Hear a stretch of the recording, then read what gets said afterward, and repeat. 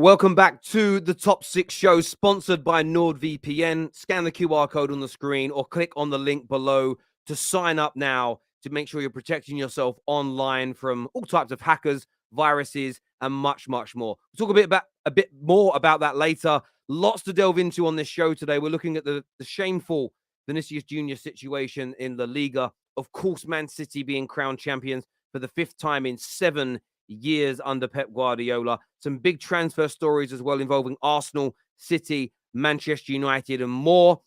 And we have got a question as well. We're going to talk top 4 because for 3 weeks everybody's been asking me about it and what's going to happen. So we'll have a little chat about top 4 today as well. And we've got a big question on this show that we'll debate later. But should the format of who wins the league change? It reminds me a little bit of when Trump was elected and suddenly everybody wanted democracy to change for the first time in 100 years. But there are Arsenal fans calling for the team on top of the league for the longest period to be champions, not on the final day of the season. So much to delve into. We've got Pete joining us later. We've got Roy the Boy, Chelsea fan, joining us as well. So lots of people on the show tonight. Hit the like button. Make sure you're subscribing. Look at this beautiful panel I've got as well today. Man like Gav is back with us again. Mo is here. 3 streams on that. This man's got stamina. 3 back-to-back streams he's done today. I hope his wife gets that much attention. I really do. Nobbins is here with us as well. JJ's back again. And KJ repping the terrace with his Jamaica shirt on today. I'm loving it. It's not Brazil, by the way. It's a better team than Brazil. It's Jamaica. Best team in the Caribbean. Probably. It's really not. Everybody good? Good, thanks, yeah. Yeah, living the dream. There might be a little person in the background you might be able to hear. She might have a little guest appearance as well. She's got a lot to say. Oh, nice. No problem at all. Look, boys, I want to start with it to get it out of the way, like it's not important. But I do think the situation yesterday that happened with Vinicius Jr. has to be discussed on the football terrace. We've never shied away from these kind of conversations before. And I know it isn't directly related to the top 6 in the Premier League, but it was such a big occurrence yesterday with chants of mono, which I believe and understand translates into the word monkey. Racial abuse throughout the course of the game against him. Then a situation where he was, for me, viciously attacked by the goalkeeper. Then almost choked out MMA style. He does lash out with his hand and hit a player. He receives a red card. Nobody else did. And then there's been an onslaught from the commentators on the night saying that the abuse he was getting from the crowd is because he winds them up and essentially justifying it. The La Liga president has slammed Vinicius Jr. For calling this out. And for me, as someone that doesn't even consume La Liga football, this is beyond distasteful, disgraceful, and of course has no place in the game. But this stuff's all been said before. But we see this behavior continue. We see it continue in the Liga, and it's been called out many times this year by Vinicius Jr. and other players. But I want to throw it out to the panel because we all know it's wrong, and I don't think we all need to sit here and state that. What can be done to stop this from happening? Because it isn't just fans doing it. As I say, it's the commentators defending it and justifying it. The president of La Liga playing it down. For me, I'm at a loss as to what to say in terms of how this gets fixed. Governing bodies need to do their job. That's how it gets fixed. We have all of these say no to racism in UEFA. You got kick it out. You've got all these different initiatives in the different leagues around Europe and in the world that's supposed to stop racism in football and in sport. But when things happen, nothing changes. There's no kind of change. There's no punishment that gets given that is meaningful. You got people like Irvin Toney who breaches betting protocol and gets 8 months ban. But we've seen multiple times of players who have been proven to have racist comments about another player get 3-game ban, 50K fine. We've seen teams and countries have their stadiums barred off for 2 games, 3 games, 5 games, and 200K fine. Where's the balance? You'll have a player doing betting scandals while wearing a shirt that has a betting company on it, gets 8 months ban. But you can't. You're telling me you can't apply the same harsh punishments, even more harsher punishments on these teams, on these players, on these fans, on these clubs? That's the issue for me. That's the issue for me. The energy is not fair. The energy is not there. And I believe that the governing bodies, if they like to have the power that they say they have, actually start doing something about it. Putting bans in place that aren't a couple of games, a year, 2 year. Put stadium bans in place, no fans, because your fans are unruly. Your fans can't control themselves. And fans can't keep their mouths shut. All right, cool. They're not allowed in there for a year, 2 years. See how So I'm gonna take it to a different level, KJ. Listen, this thing happened in England, but the league used the cameras, used the technology to pinpoint and ban that person for life from stadium or that part. In La Liga, I think, and it's a big claim what I'm going to do here, the president of the Liga is blinded by racism himself.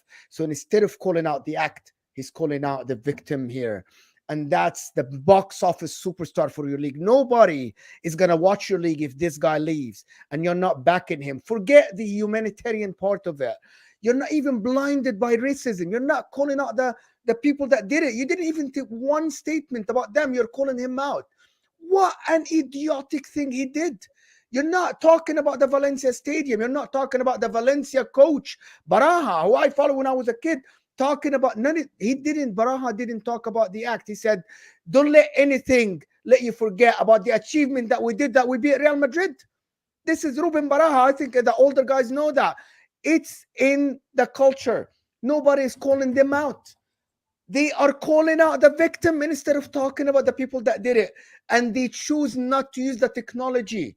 They choose not to use the technology to pinpoint where it happened. They say, oh, we cannot catch you. No, in England, they catch the people that did it. They don't want to do it. They're blinded by racism themselves.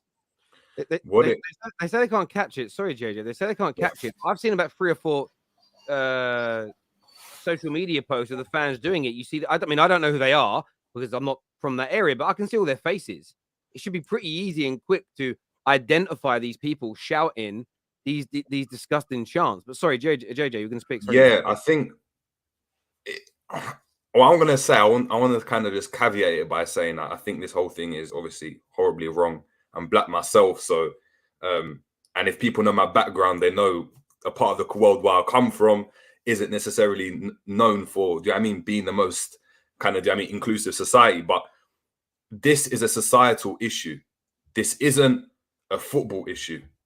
And that for me is where the biggest problem is. And I don't feel these fines or anything necessarily sort the issue out because they don't tackle the root cause. They mask over what's happening. So removing fans from the stadium, clubs will, as KJ said, but clubs will obviously be affected revenue-wise. The atmospheres will be rubbish. But we've seen that happen in Italy. We've seen it happen in Russia. We've seen it happen in other parts of the world where clubs have been fined.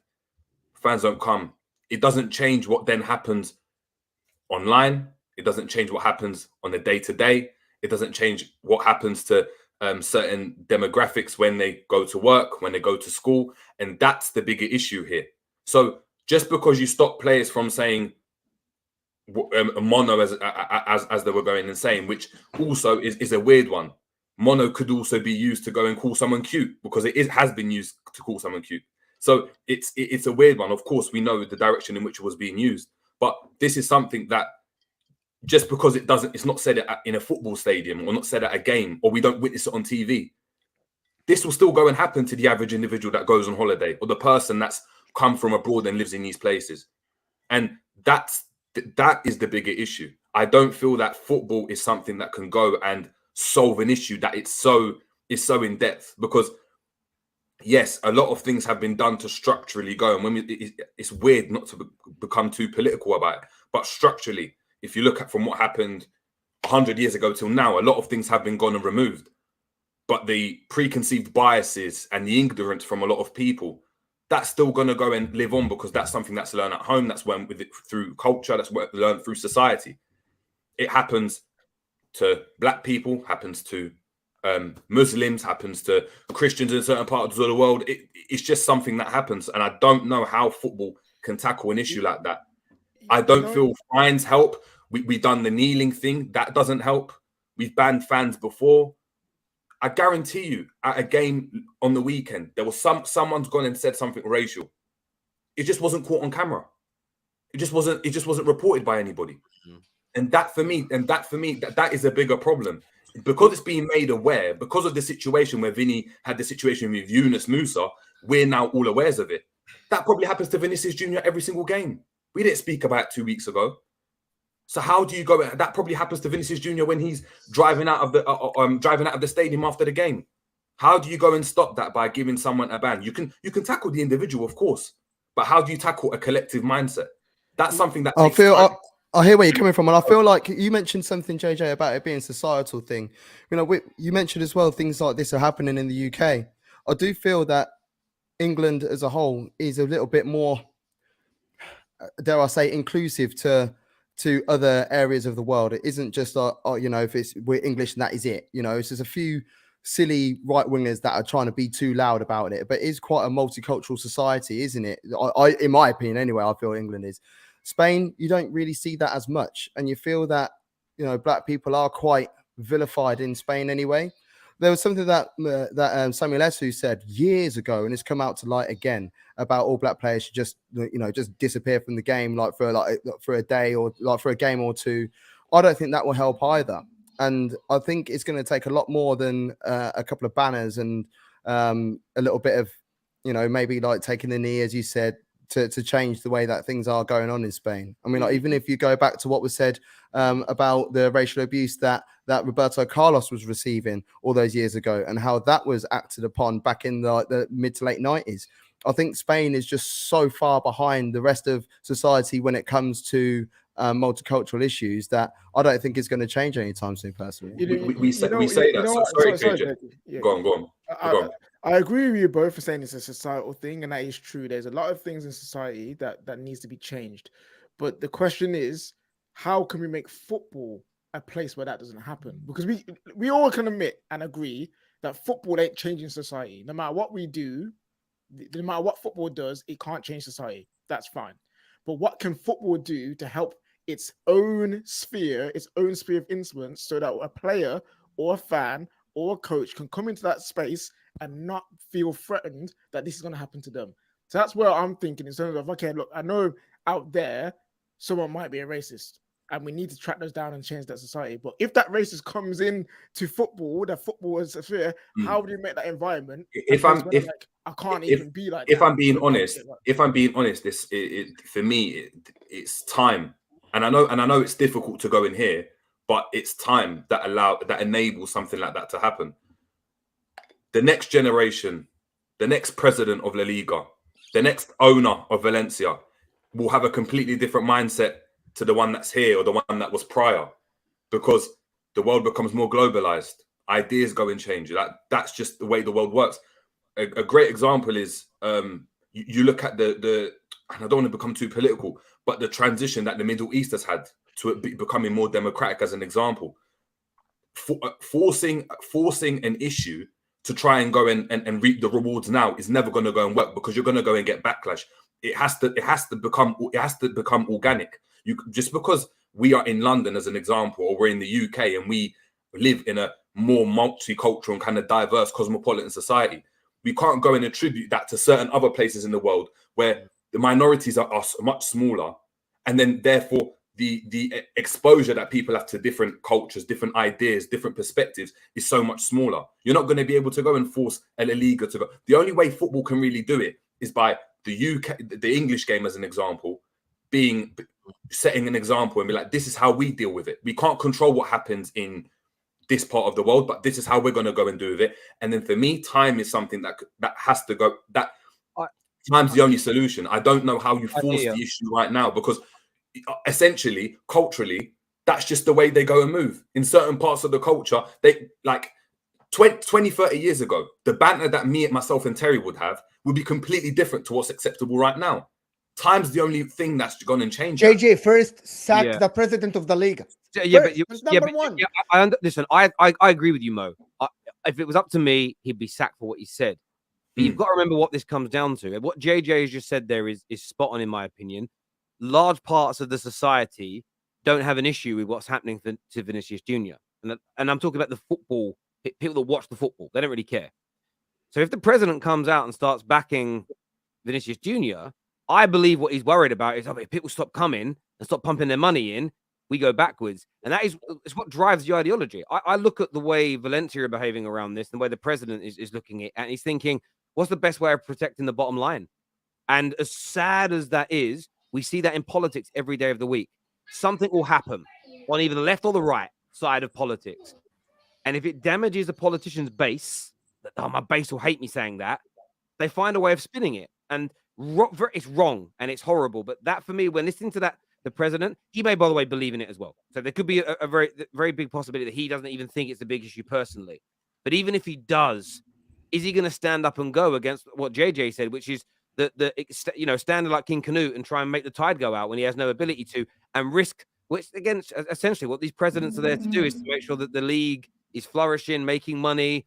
They don't want to alienate people. And for me, it's sad to see. It's horrible to see. And look, you nailed it there, Terry, though, because they haven't got any money in La Liga. So in terms of protection, they have no choice but to protect what they have, because hardly anyone's got any money. The way they've distributed the money across the leagues is mashed them up. Look at the position that Barcelona are in right now. And if the vast majority of people agree with what is going on over there, then they're not going to say anything, are they? They're going to keep their mouth shut. But then it's not up to us as being over here in the Premier League and English and being English and stuff by saying, I hear what you're saying about, this is the way that we do it. Why don't you do it that way? They have no interest of being that way. So, it's not really. Guys, people watch La Liga because of Vini Jr. He's the only box office star, which is what I don't understand. Even from a logical point of view, back the player, make him want to stay. People watch La Liga for this guy. I don't get it. I was really shocked. I mean, some of his teammates have come out, maybe more. Since I haven't checked since this morning, so if more people have come out since.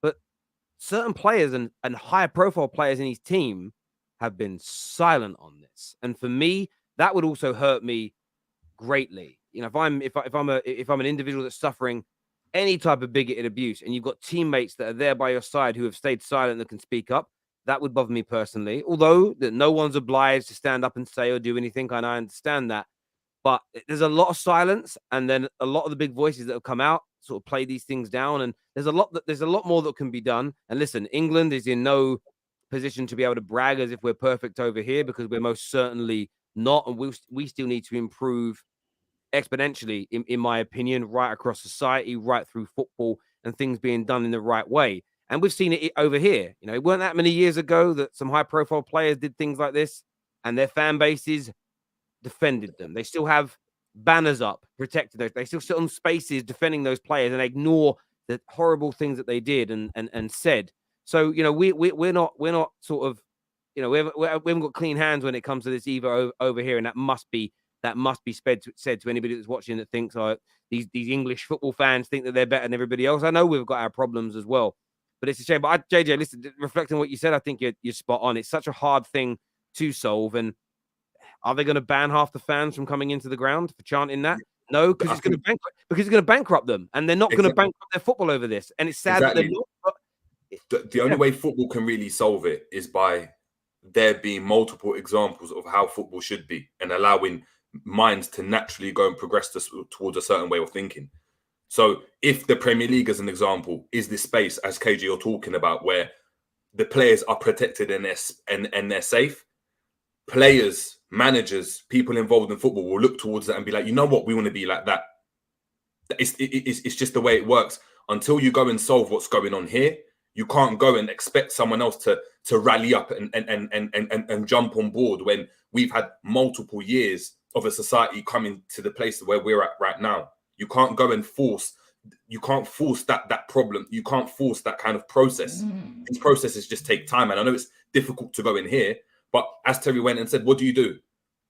Protect Vinicius. The clubs go bankrupt. No one watches the Liga.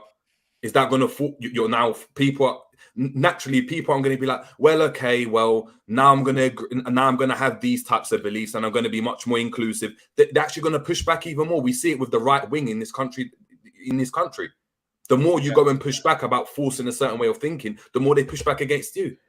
That is true, and I agree with a lot of what you said. A part of me is also like, even though that time element is important, how long would that be?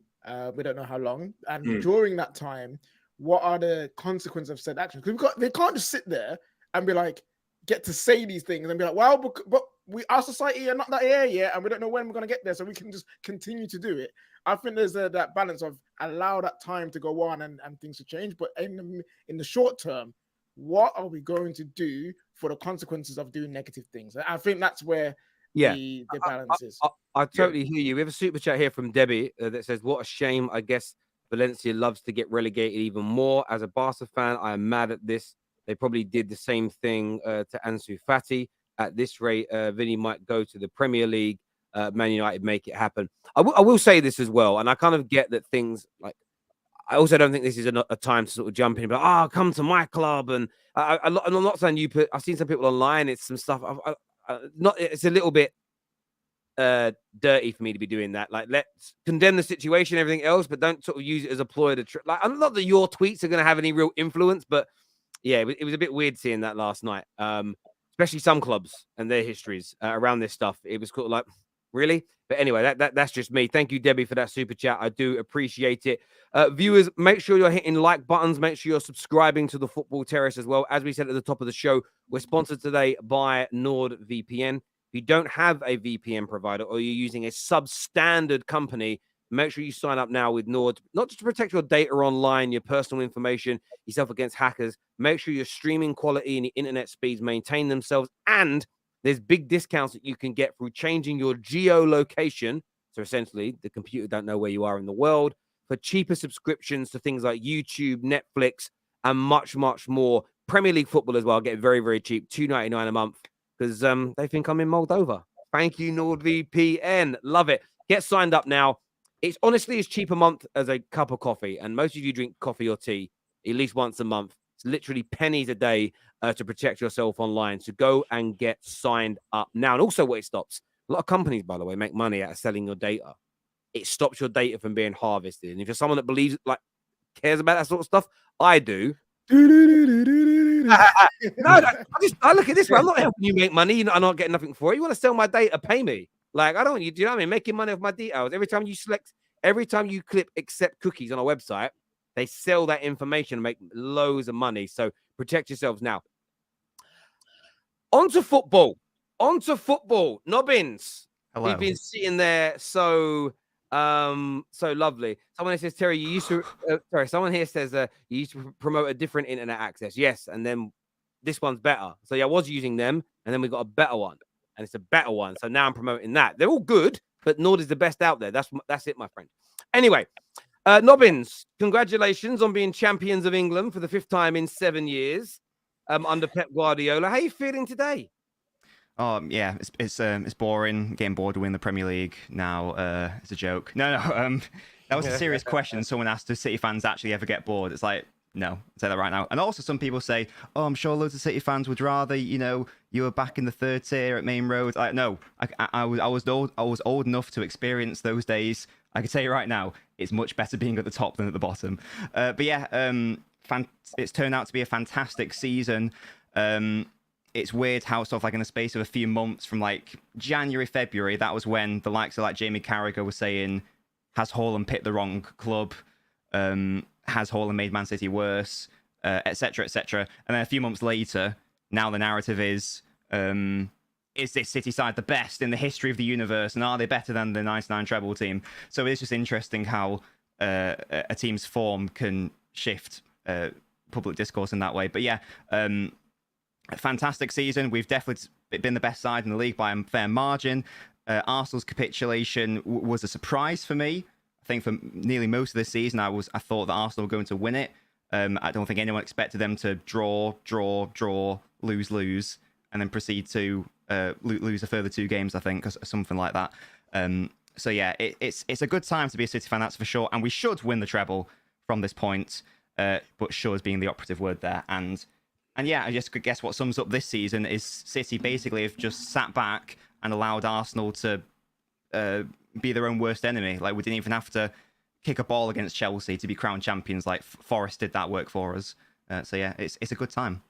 I get that. But the big question is, sorry, I want to say, the big question is it fair that City won the league? There should be a rule change to the Premier League.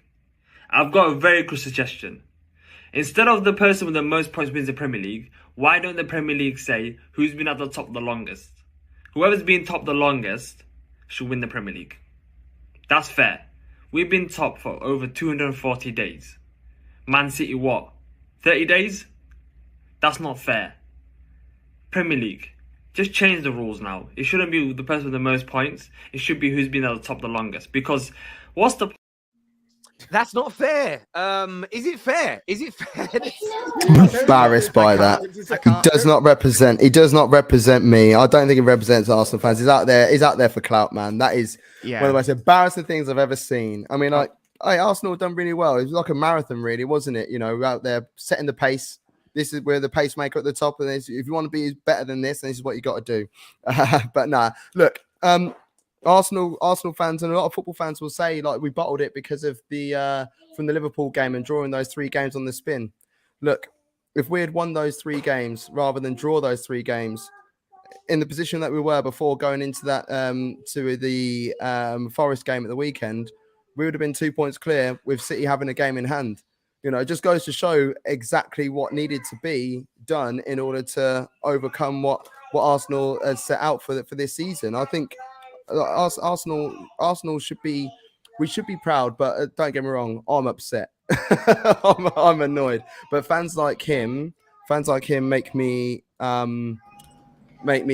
stay very quiet about Arsenal Football Club and just carry on talking about my boys, Kansas City Chiefs and Palermo, because there's not that level of delusion in those teams. Wait, shout out to my homeboy, bro, my guy, fam. Terry, question. Talking about marathons. If someone's at the start of a marathon and he's doing the pace, and he falls over, and then the guy in second crosses the finish line first, who should win? Who should win?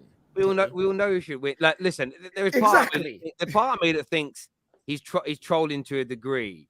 However, I think that might be an excuse for someone like Dowd. Almost like, and I was just trolling. I didn't mean it. I didn't mean it. I think he's probably sitting there at home thinking, that's how I really feel. Remember, and JJ, sorry to embarrass you here, there were Liverpool fans phoning in saying that they should get a trophy for coming second because it was the best second place points-wise ever. So this isn't the first time fans have asked for crazy things when not winning league titles. So I think fans do sit there and think it. There'll be a bitterness within them and everything else. But on City, look, they more than deserved it in the end, in terms of when you look at the overall season. Brilliant. 5 in 7 years is some going, because you're now looking at this City team as they're in the same breath domestically as Man United's team in the 90s, that dominant side, and then sort of the Shankly and Paisley teams.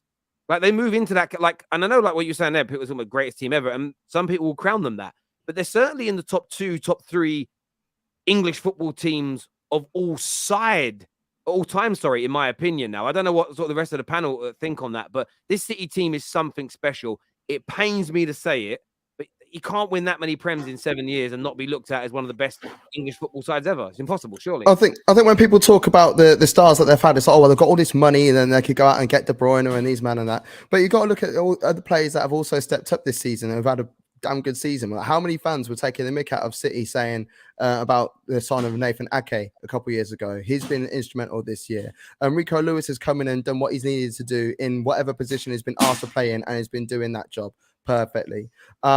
Players that have been on the periphery a little bit. She's doing that on purpose, by the way. The players that have been on the periphery, like Gundo, and then he's come up chops towards the end of the season. You know, like, you still have to get these players to play, and I think City just, you know, you just got to tip your hat to them. No matter what is thrown in front of them, they're able to overcome it. Look, when Liverpool were pushing, and Liverpool and Man City still found a way to overcome that. You know, they're a phenomenon. They really are. I can only speak about the time that I lived, which is probably I watch football regularly since 98 or something, or 97. You're older than that, Mo. You're older than that, Mo. There was no European football back then when I lived in Saudi Arabia. But basically, this Man City team has surpassed all the expectations since the takeover happened. Nobody expected them to be that dominant. Nobody expected them to be that good at this time in just 12, 13 years or something since the takeover to be that good.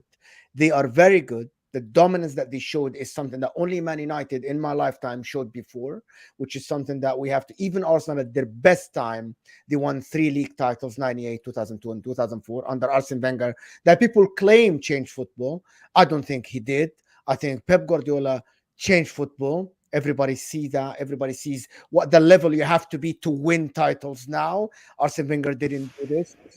I think Pep Guardiola, there's a famous Egyptian player called Abu Treka. He's one of the African players that won African Cup of Nations with Egypt. He said Pep Guardiola is the Messi of coaches. If Alex Ferguson is the Cristiano Ronaldo working with what he has, Pep Guardiola is the Messi. What means is that he is the superstar of this team. He is someone that you look to aspire to be like. And it's just something that is astonishing to see this team like this. I don't like it. I don't wish it continues, of course. But it's something that we have to acknowledge that they have been absolutely magnificent. These guys, Man City, are the definition of snowballing, and the fact that once they broke their duck with the 2012 Aguero moment, they just rolled and rolled and rolled. And the way they even prepared for Pep to come in, it wasn't just Pep come in, okay, now we're bringing all the coaches, now we're bringing all the backroom staff, now we're bringing all the structure that he needs, and now start. They started building that before you got in there. So even the preparation that they had to get to this point right here, you just have to commend. And Pep will go down as number 1 or number 2 greatest managers of all time. Like he's up there. He's competing. People will say that he's already. Obviously, I won't say that he is, but he's close enough. Man City are they're on course to match Man United's 13 Premier Leagues. Do you know how hard that is? Fergie worked tooth and nail. He sweated blood, he sweated tears, he sweated everything. He juiced out everything that he could get out of Manchester United, including having the Glazer ownership at the time as well. He squeezed everything that he could to get to that 13. And Man City, they're looking to match that and surpass that. But you got time-wise, they're not even that far behind. It was 13 in 20 years. Now, since City got their money, sort of summer of 09. 09, 08, yeah. You're looking at 14 years. So, and they won their first title 11 years ago. So you actually deep it in 9 years' time, from when they won their first title, not from when the money came in. In 9 years' time, it's very conceivable if nobody catches or overtakes them, or they drop off, they could win 6. If they maintain this level, they're winning 6 more in the next 9 years. They're going to match it. Because and that's over the same time period. Like sometimes it's like Fergie wasn't here 100 years. He was here he was in the Premier League 20 years. And this brilliant City team now, they've been brilliant for like a decade, and they've got better and better and better. And that's why I've been a bit weirded out by other clubs celebrating so much they might become seen as the best team ever, even though they're not the most decorated. I'm sitting there thinking, you guys are sort of sitting there with someone. You're letting the wolf in through the door. They're going to eat you and your kids in a minute because they're going to take over everyone. If they surpass United, it means you've all left in the dust. I don't know what you're celebrating. It's weird to me. It's weird. Yeah, it's But mad. It's mad I mean, also. Sorry, JJ, go on. No, go on, Nobid. I was just going to say that KJ was just talking about like how brilliant a job Pep's doing. He's absolutely right. But what's interesting is that before he came in, everyone was saying Pep's football won't work in the Premier League and he's going to fail. And then the first season happened, and everyone was like, "Yeah, you see, it doesn't work." Next season, Centurions. Next season, 4 domestic trophies, and now we're to this point. So I think it's easy because Pep has a lot of haters and critics. I think it's easy to say, it was always going to work. If you remember your history, no, lots of people thought that he was going to fail, but that hasn't happened. So Nobbins, I actually think that as a collective, not United fans as a whole, that was a collective of United fans, because there was all that talk that Pep was taking a year out in order to join Man United, if you remember. and when that didn't happen, all of a sudden, he's rubbish. He ain't all that. He's rejected us. He can't do it anywhere, can he? Gav. That's funny and maybe semi-true, but it's also, I think England at that time had this idea of tiki-taka would never work in the English game because the way we play football, it's different. And He's I'm literally not saying it isn't. revolutionized it. You Yeah. know what I mean? Yeah, but it is different. But I would never criticize Pep in terms of his talent, in terms of what he is as a coach. You know, when people say, oh, how can he be better than Fergie because he's only managed the top teams? That man has a damn right to only manage the top teams. He has the damn right to only have the teams with money because And I was that's just flipping good, bro. Like, exactly. And I I just found the article, by the way. Sorry, it wasn't Man United fans who said that. It was actually a journalist, David Anderson. I don't know who the hell he is now. Football and boxing correspondent on the Mirror. He was the guy that wrote the first article, and he wrote, Guardiola won't find it easy in England. Foreign managers never do. Guardiola is set to replace Manuel Pellegrini at City, and he will not be able to repeat his phenomenal success like he did at Barcelona at Manchester City. So I get there might have been United fans online saying it, but this was coming from journalists and TV pundits. I remember reading it. I remember listening to it on the airways. This wasn't just fans. I mean, fan media existed in 2016, but it wasn't the media. Like the media weren't picking up on it like they weren't copying us like they are now, if that makes sense. So this was legitimate journalists that were writing this stuff. It's crazy. Yeah, it's weird. I don't know if Mo probably knows. This is Pep's 14th league title in 16 seasons. 17 seasons, something like Never come any lower than third. He lost as well. He lost three titles. Three titles. This is unprecedented. Like this is what Mo said about being the Messi. This is what we're seeing with a manager. I have never in my lifetime gone and seen a manager win everywhere he's gone, everywhere, and dominated the league. Absolutely dominated. We used to go and call, the German league's a farmers league. Look how easy it is for Pep Guardiola to win the league over there and all the trophies. Spain, it's the same thing. It's only Real Madrid they've got to compete with and then Atletico Madrid at that time. But they had Messi.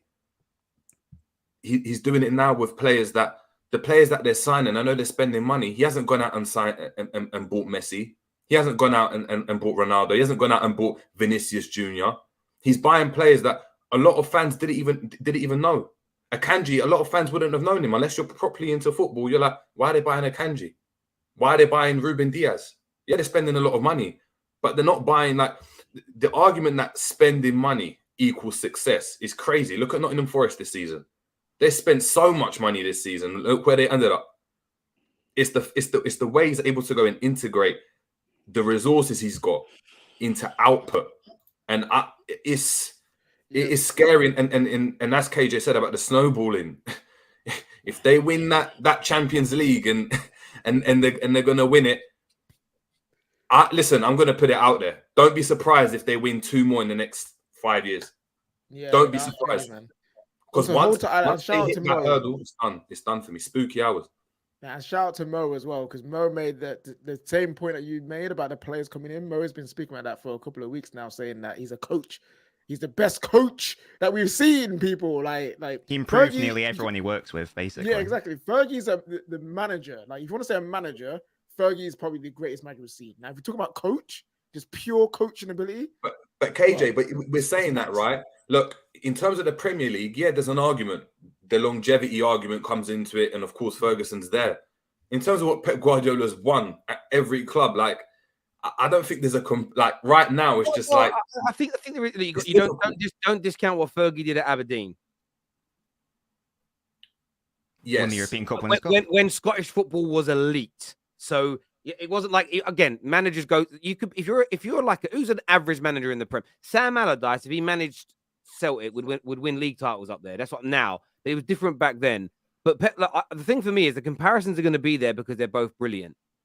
But the one thing I won't do is what everybody else does to Fergie when they try and win for Pep, is they slag Fergie off. I don't need to slag Pep Guardiola off because it's ridiculous. There's nothing about him to criticize. Yes, he's never managed a smaller club and turned them into the best club in their league. He hasn't done that. But you don't need to tick every box to be the best ever manager, in my opinion. And I think that's the same with, I was arguing with someone on Twitter earlier. I think that Haaland is and will be seen by the time he retires as a better striker than Luis Suarez. Luis Suarez probably got better techers, better skills, probably a better dribbler on the ball. But at the end of the day, when you're rating a striker, you're going to be looking at who scored the most and who won the most. Like that is what football comes down to the brass tacks of it as strikers. Yes, you dribbled more. Yes, you were better as a footballer. If you score less and win less, so what? Like, that doesn't matter to me. Do you know what I mean? If my running technique is better than KJ's, but he beats me in a race, I ain't better than him. It don't Always matter. gonna happen anyway. You know what I'm just to let saying? people know. That's always gonna happen. Bro, don't let the side parting and the pink tan, the pink stained skin that I've got for you. I'm pretty quick, but I'm 37 now. It's the age of the dad bod. That's what I'm looking at, really. Everybody, I just want to add something about Pep. Everybody doubted that he can sustain the same level. After he won the Centurion, everybody said, yeah, okay, now it's the time for you to fall off. And even when Aguero, Silva left, they said, oh, you can't replace him. Look at Gundogan now. Look He's at a Haaland. liar. Look, people just want, I think that, and I was one of these people, just we want to see someone who's very successful fail because we're scared. I think everybody's scared. I'm scared, bro. I was scared. When Pep, I'm a neutral in England and in English football, but I love the Premier League. And I'm scared. I'm watching this guy. And I'm like, can you leave now? Can you leave a little bit for somebody else? He can sustain that level for so long, which is what I hated Man United. I hate it because of how Fergie used to utilize the likes of, I'm sorry, like that inflection, with all the respect to these people, John O'Shea. He was able to use everybody at his disposal. Pep is doing the same. Look at Akanji. People want to talk on one player. People want to talk about John Stones. John Stones came from Everton. He wasn't a superstar. Look at the people talking of him now and his footballing ability. That's how much he improved that player. I agree. But when John Stones, again, I like to play it two ways. He hasn't gone out and signed the best players from Barca and Real Madrid, no. But nor did Fergie. Okay, so if we're doing the comparison. But when John Stones was at Everton, he was tipped to go on and be. And I remember doing a stream, and I said this. I said if John Stones goes to City under Pep, by the time he retires, he could be seen as one of the greatest centre-backs in Premier League history. And a lot of pundits agreed. So he hasn't just bought obscure players that nobody rated and thought could be brilliant. Because Jack Grealish, everybody knew what he could be. Everybody knew what KDB and Haaland could be. But that shouldn't take anything away from what he's achieved. He's earned his right. And that's why I like to celebrate what Pep, as a football fan, what Pep has achieved in isolation. The comparisons are fun because everyone's got a different preference. The comment here says, Terry, but to use Fergie's Aberdeen as a comparison to Pep is also BS. What Pep has done and achieved is totally different to anything Fergie has done. Exactly. So, but if you're gonna say Pep's the GOAT, by making that claim, you're doing a comparison to people that have been called the GOAT before. So you either don't make the claim or you accept that the comparisons are going to have differences, and then it will come down to preference. Some people love what Jose did at Inter Milan and Porto. They see it as took a team that was kind of unfancied and turned them into the best in Europe. Some see that as a harder thing to do, and that's absolutely fair. There was another comment there. Someone said, Terry, but most people think City are a small club. We are, aren't we? So Pep has managed a small club. When I say small club, you're talking about the team that maybe doesn't have the biggest budget in their league. You know, City, small by fan numbers globally in comparison, but this notion that you guys are underdogs in a small club, it is wearing a little bit thin with people now with what you've got. You're not you haven't been an underdog since 2009 when you became the richest football club in the world, my friend. We have some super chats here. First one says the Scottish football was not elite in the 80s. Scottish football was good in the 80s. You go back and look at Scottish football was massive in the late 80s, early 90s. Yeah, it was very, very good indeed. You couldn't play. There was no European football for English clubs, so players were going to Rangers, Celtic. You know, like that's an awful statement. Yeah. He won 11 in 14 seasons as a manager. For context, Jack Grealish cost the same as Inter's entire 11 in their Champions League semi. Sir Alex Ferguson over Pep for now is what Harold says here. Would Pep have won the league with Man United squad? This seems to be the only anti-Guardiola argument that I come across, and unlike stuff like the pro Mourinho one, it's always a question of hypotheticals. It's always, well, would Guardiola have won the Champions League with Mourinho's Porto in 2004? That's why he's a better manager. I think you've got to have something better than hypotheticals if you want to try to discredit a manager's achievement. I think it's more important to look at what is there rather than the absence of something. But would he though? But would he? Yeah, would he? Yeah. Answer the question. You're Mo. It's not even about the Man United squad. Would he win the league with the Glazers? That is the question, man. That's a very good question. Yes, Pete, you're on mute, bro. You're on mute. Go on, bro. Speak up.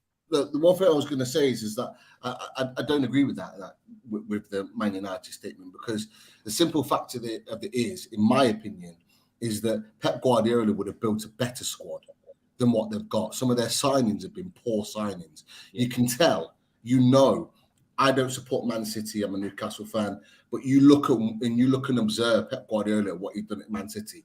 Every signing is meticulously watched, scouted, and he knows exactly the type of player that he wants to come to his club. So that if it had gone to Man United, a lot of those players that are there now and that have been in the past would never have put a Man United shirt on, because he would have never signed those sorts of players. And you can't argue about the Glazers, because Man United have had money to spend.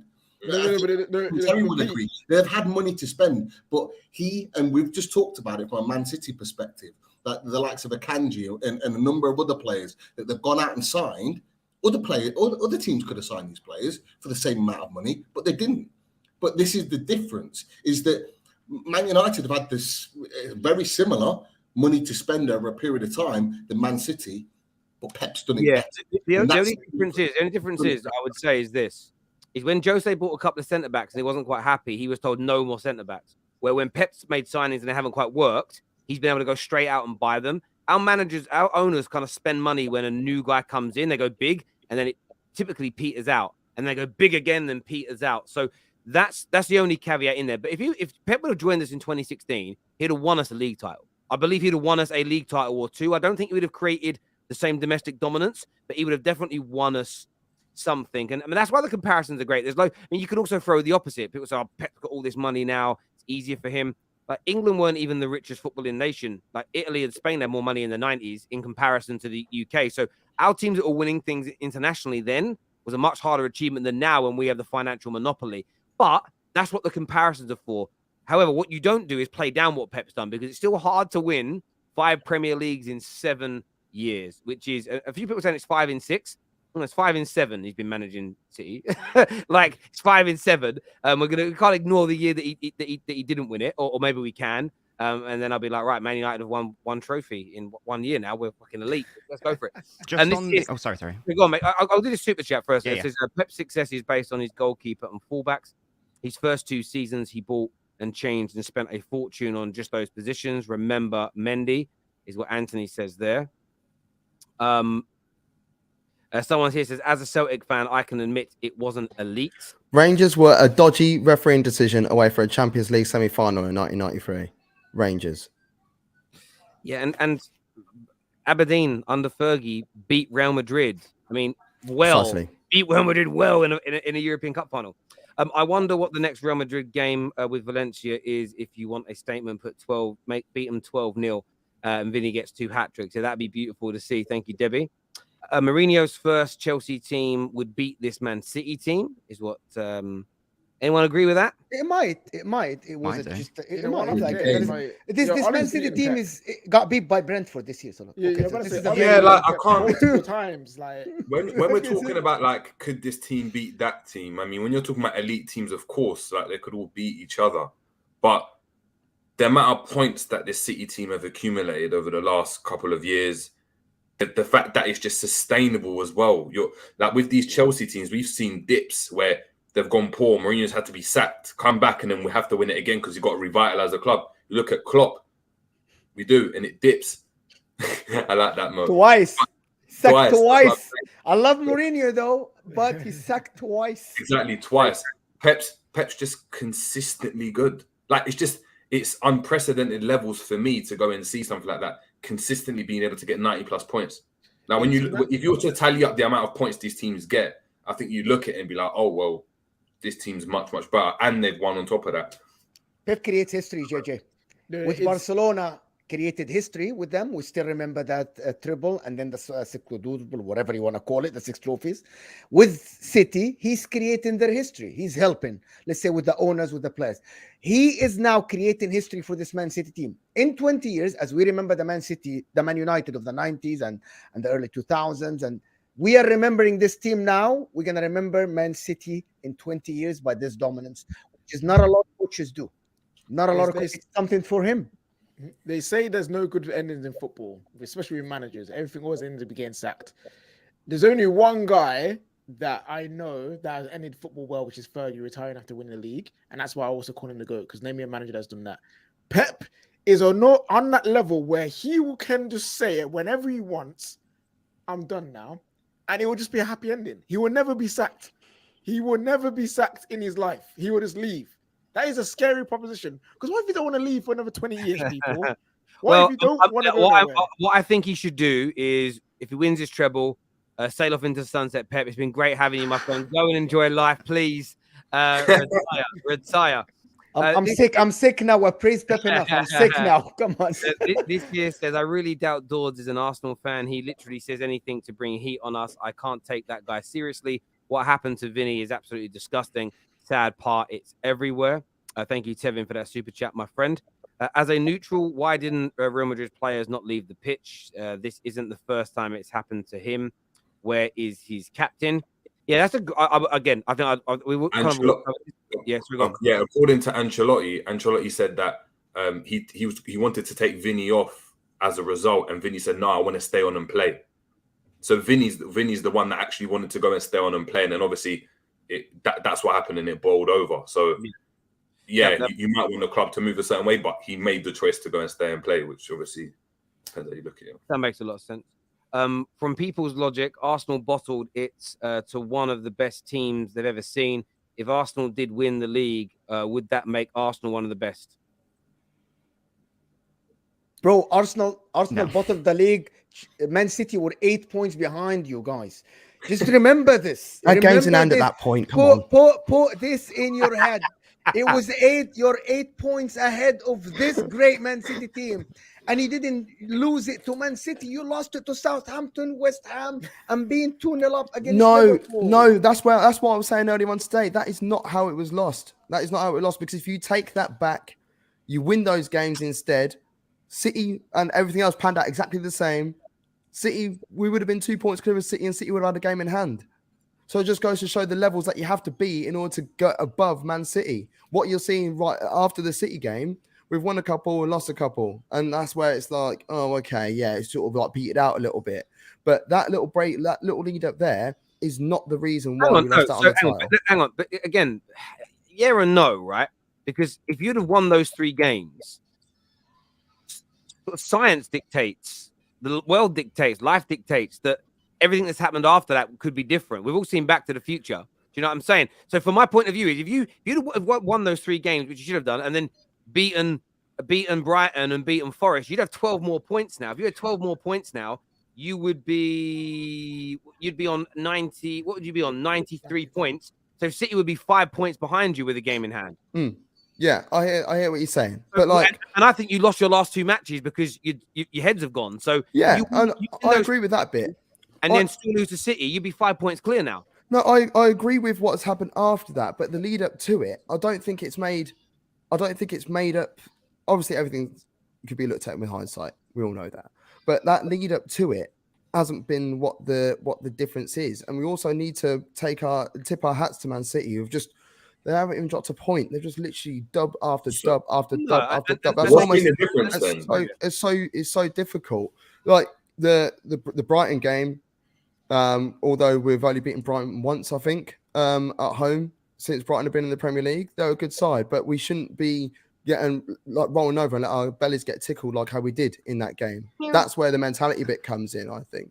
I think those 3 games are the difference though, because Arsenal went from a position where they could afford to lose at the Etihad to a position where they had to win at the Etihad. What you need going into the hardest game in your season is a good run of form. What you don't want is to be 2-0 up at Anfield and then throw it away. Be 2-0 up against West Ham and throw it away. And then be 2-0 down against the worst team in the league at home. I think all that plays a part, and then that feeds into the mentality. And now, after the Southampton game, you saw it on the players. Like they collapsed. Like Zinchenko after the Liverpool game, he was in tears, and I think that's when you saw the first cracks of the whatever you want to call it, like the mentality issue or whatever.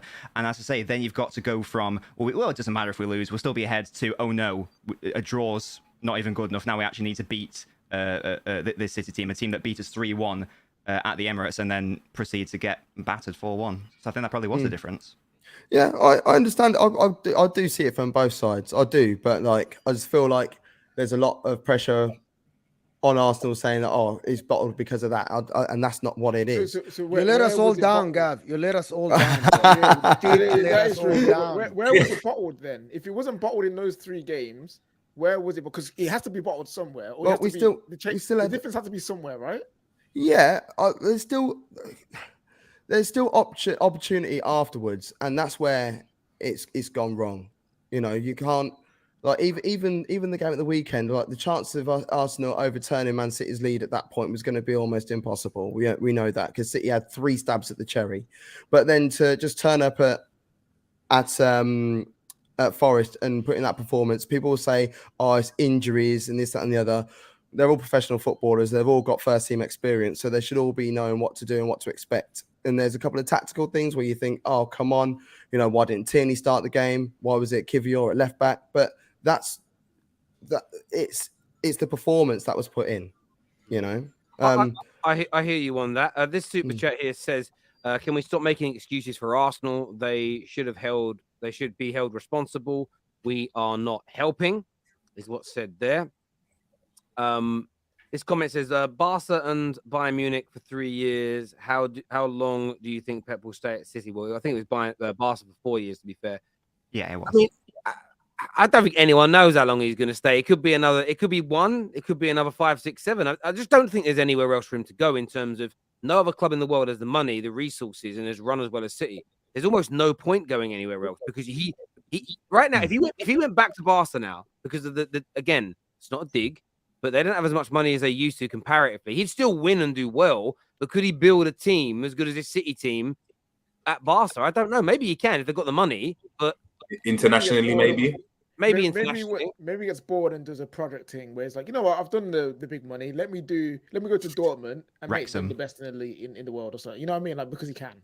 Like that's I wouldn't think he risk his legacy. You know what? If he did something like that, if he did something like that and turned the Dortmund into like multiple title winners and Champions League winners, I think the debate about who the GOAT is would be cancelled. Yeah, he's done. He's done. Spurs, he goes to Spurs and makes them good. Again, if I was him, I can only speak from how I would do it if I was him.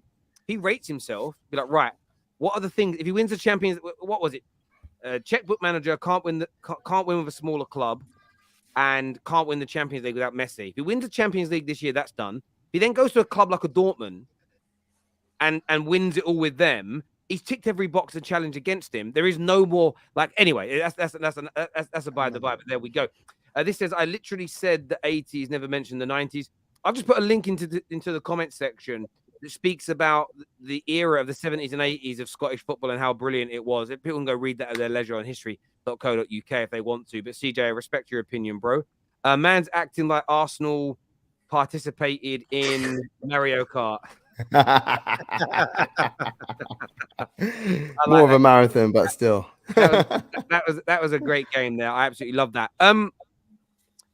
Staying on City slightly, some news today, old Nobbins, that you guys are looking at potential hijacks of Declan Rice and Alexis McAllister are both on the agenda for City. Would you be happy with those two purchases? And add, you might be losing Gundogan, you might be losing Bernardo Silva, so clearly you're going to look at other players.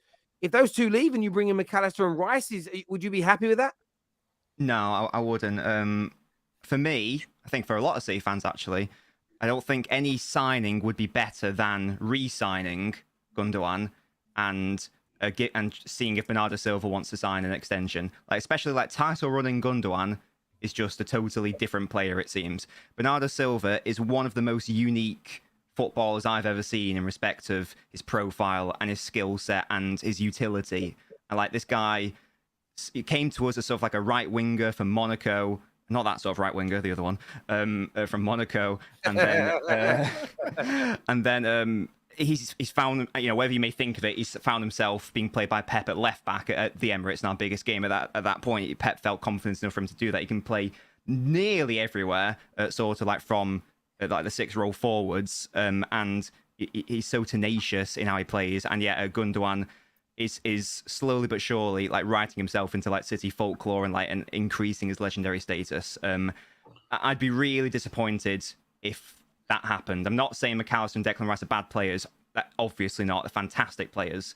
And, if I had to get rid of Gundogan, then sure, I'm not going to say I'll be really angry about getting McAllister. But in an ideal world, I know there's been lots of talk about a clear out at City, like lots of players going. In an ideal world, we would re-sign everyone, give them extensions, and just bring in 1 or 2 players to enhance. It sounds stupid to talk about City, but to enhance the squad depth, because I know we've got a very strong squad, but in terms of numbers, we're actually I think we're one of the lowest in terms of like players used. I think that's right. Someone can correct me on that, but I think that's right. So I think personally we need an Ake alternative. The perfect player there is Vardiol, and we need another left wing option. Because I realised like Foden was out for a long time this season, and I realised like if Grealish gets injured, who plays there? And I was like, so we need another option there, someone like Mitoma or whatever. So I personally think keep most of the squad the same. And look, if we get Rice and McAllister, I haven't even heard of these links to be fair, but if we get them, it's not the end of the world. But I thought McAllister was going to Liverpool, and I think Rice should probably go to somewhere like Arsenal or Chelsea. Full disclosure on the report, that's come from one outlet. Fabrizio has come out and said Man City are not in the race for McAllister, but he has caveated it with "at this stage," which again, and that's obviously what he does. No talks or concrete contacts. But I don't quite know exactly what that means, other than Liverpool are leading the race right now. City are not going to put themselves in the frame for being in, and then Liverpool signing, because what happens if City are in the race and Liverpool get him? It's City got rejected for Liverpool, so City will play themselves out of this now with the media until they're in a favourable position. Then it will flip round, just like with Man United and Gakpo, Man United and Darwin last year. Liverpool were distanced from it until they got into the lead in the race, and then suddenly, who tried to distance themselves? Man United did. That's the way it works for me. So I think they're loose rumored right now, because I think what you are focusing on is what you've said, getting Bernardo Silva and Gundogan to re-sign, because I think you're right. Probably barring Kimmich, who's been linked to you in midfield. Oh, I'd love that. I don't think there's a signing out there that's attainable that improves you on those two, unless the rest of the panel can think of anybody. Well, those 2 players alone, Pep's come out on a few occasions and said how much of a leader Bernardo Silva is, behind the scenes. So it don't matter how good your players are. You also need those leaders on the pitch as well, don't you? And Gundo is he fills in as captain a hell of a lot, doesn't he? So I think by re-signing them, they are as big a signings than if you were to get anyone in the door. Yeah, For me, I'm thinking Man City, what they need the most, forget everybody else, they need someone to replace Kevin De Bruyne. And we have not heard anything about that. Kevin De Bruyne is 31 now, 32. You need someone to come in and be that creator that will give you the 10 plus assists guaranteed every year. And I've not heard anything about it. Everybody's talking about a defensive midfielder, a left back, a left winger. Who is going to be the next KDB? I don't think like the David Silva replaced by KDB, kinda. Now we want to see who's going to replace KDB, and I haven't heard anything about it. It'll be Odegaard in 2 years' time. It'll be Foden. Foden's role This is why I said we need another left wing option, because Foden's best position, his natural position, his long-term position is in central midfield. He's not a David Silva-like player. He's much more dynamic. He wants to run with the ball. That is exactly what Kevin De Bruyne is. And is he at the level of Kevin De Bruyne right now? Obviously not. But I do really think the long-term De Bruyne replacement for me has got to be Foden. I don't think City even look to go and replace De Bruyne. I think Pep's such a genius. He just changes the way City play, and there's another player that just becomes the focal point of their creativity. Whoever that is, it might be a fullback, it might be another striker that drops in, it might be one of the wingers. You just don't know. I think you got imagine like Julian Alvarez don't exist. Again, a different kind of profile. But who's to say that Pep don't slot him in and changing the way that they play? One player that I think is interesting to go and see in the summer is Kimmich at Bayern. I know he's rumored to obviously be wanting to leave. Apparently wants to stay. Apparently wants to, like, he's come out like today that he wants to stay. So yeah, I mean, maybe Pep who signed him, wasn't it? No. Yes. No. Yeah, Pep signed him from Stuttgart. No. He was at RB Leipzig. He was at Leipzig before he went to Bayern Munich. Yeah, so he signed him from Leipzig, didn't he? Oh, I don't know. I don't know whether he signed him, but I just know with Kimmich, the type of play he is, can play fullback, can play centre mid, can play right mid. That's the type of player that I can see coming into City, and the way they go and do the kind of inverted fullback now and stuff. He's someone that just offers City so many issues, so you can solve so many issues. You speak about an Ake replacement. You don't even need to do that. I've seen Akanji play left-sided centre-back, and he's been amazing. He's been amazing. You put a Kimmich there, he just does the role of what Walker does if you need to control a game a bit more. You still have, whatever City do, it's just going to be good, isn't it? At this point, we just got to accept that. Whether they sign a McAllister, whether they sign Mitoma, whether they sign whoever, Pascal Gross from Brighton, it's just going to work. It's just going to work. Yeah. I mean, again, there'll be numerous links, and typically everyone knows my stance on this. Half the time, it's because those links to some degree are true. You're not just going to look at one player to potentially replace ilkay Gundogan. You're going to look at 3 or 4 or 5. There will be. I love what Fabrizio said there. No concrete contact. Yeah, that means minimal. At this stage, you're probably talking to 3 or 4 of them. You're not going to go deep into it because you're trying to convince Gundogan to stay. So it makes a lot of sense, and there'll be a lot of links. But Gundogan is also linked, interestingly, to a move to Arsenal. Ornstein has said Arsenal are trying hard to sign him. A few more reports have come out today saying that it's a serious link. Arsenal really want this guy to come in. Like, Gav, how happy would you be if Arsenal were able to pull off this player? You know, for the fact that and Ornstein very rarely reports on things that don't have a good chance of completing. Does that make sense? Yeah, they normally have legs, don't they? They normally have some sort of legs here. So how do you see this one sort of panning out? I would love him. You know, I love everything German and German football anyway, don't I? So I'll be a massive fan of him coming to Arsenal. He would be an improvement to what we do. And what did I just say to Numbers a second ago? Leadership. Like, if City re-sign him, it's another leader that they've got in their ranks. We don't have enough leaders on the pitch. I feel like players that we've got are sort of like leaders by example. Like Odegaard, I think he's a leader by example of what he does, but he's not a captain as far as I'm concerned. If you look at what like pre-match, who's doing the rallying calls? It's Zinchenko, it's Xhaka. It's almost like they're just going along with what Odegaard has to say. It's like, you just do your thing and then we'll just do our own thing. Someone like Gundogan, who's already a proven winner, you know, why would you not want someone like that in your ranks? Any Arsenal fan that turns around and says we don't want him, I think a little bit deluded. A little bit like with the whole Jorginho thing as well. Another leader who's come into Arsenal and has. I can only think of one game where he's had a bad game for Arsenal, really, and that was at the weekend. Everything else he's done is been great for Arsenal. I feel Is that going to be for free? Is that going to be for free, or you have to pay money for him? I don't know when his contract runs out. It does run out this year. So we'd have to pay him. Would it be what? Is 32 going on 33? 33 in October. 33 in October. He's still got 2 or 3 years at the highest level. That must not happen. For Arsenal, that'd be a fantastic move. Like, absolutely fantastic. But he cannot be the main signing. That's my word. No way. No. Way I wouldn't want that. Guy I wouldn't want comes that in on a free and be the main. They still need the likes of Rice, Caicedo being signed because he's going to be 33, a leader, yes, but he's not the guy that you should rely on for 38 games in the league. He should be the leader in the dressing room, comes here and there every now and then, 33 years old, coming to a new club. I don't think he should be the box office signing for Arsenal Football Club this summer. He shouldn't be. Otherwise, you're going back. You're again signing someone at the end of their career, trying to compete. That shouldn't be the way you go. It's my opinion, to be honest. Yeah, I'm just wondering if he would, sentimental wise, would he want to do that? You know, he spent all his time at Man City, winning all these things. It's not like a Jesus or Zinchenko where they're young enough to try and compete with Man City and prove that they're good enough. Like he's at the end of the road. Like towards the end of the road anyway. Is that I'm not saying he is or isn't. I don't know Gundogan personally. I'm just wondering. Do you not? If that's the kind of move that he'd want to do. You know. No. I think it is, and this is a conversation I was sort of having with people, and like you know, semi about Arsenal's capitulation, and Man City's dominance. If you look at Spurs, what Spurs did in the 16-17 season, man for man, they didn't have the best team, but as a starting 11, they had the best cohesion. And when you look at their bench, there wasn't anything able to come off the bench and change it up. You couldn't really rotate the squad very much.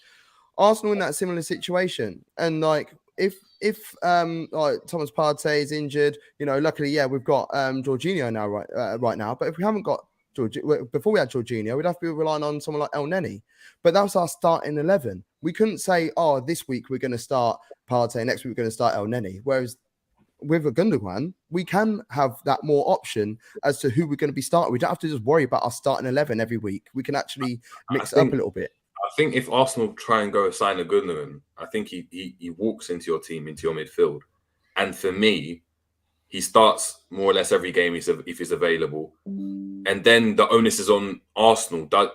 That signing for me, it has to work next season. It's not a signing like, yeah, in 2 years' time, Gundogan's going to help the team win the league. That signing someone like Gundogan is, for me, United signing RVP, where it's like, we need you to be the needle. You need to move the needle for next season. So if Arsenal sign him, they've got to look at Gundogan and be like, that's why we didn't win the league. If we have him in the team, we win the league. And I'm not sure if he does that to this Arsenal team, because for how good they are, I still think structurally, as KJ said, it can't be the main signing. As Mo said, they don't have a strong enough spine for me. And I think that's going to come in and become that spine. I'm not too sure. So, and it's an interesting one. I think if you were, me personally, if you had run City really, really close, and I'm talking about 1 or 2 points off, and you took it to the last day of the season, signing Gundogan would have been like, yeah, that can potentially move the needle. For me, there's so many areas when you look at this run where you faltered off. People are looking at the defense, Arsenal fans themselves. At fullback, there's some issues. In midfield, do you know what I mean? Partey, for the majority of the season, was being held as one of the best DMs. I'm hearing a lot of Arsenal fans saying they want him out now. They want him gone. They want a replacement. Yeah, because it's fallen off. But then that's the thing with City as well. They can have competition for places. You know, you look past Arsenal starting 11. There isn't much that is to be desired, and it's not about like when we were talking about Trossard coming in the winter. It's like, well, he ain't going to start, is he? Who's he going to start in place of? It's like, well, no, you're missing the point. You know, he will be in the squad to then be pushing Martinelli to say, right, Martinelli, if you don't buck your ideas up, we've got a decent enough replacement here, and he can go on a run of games, and Martinelli will be able to come off the bench.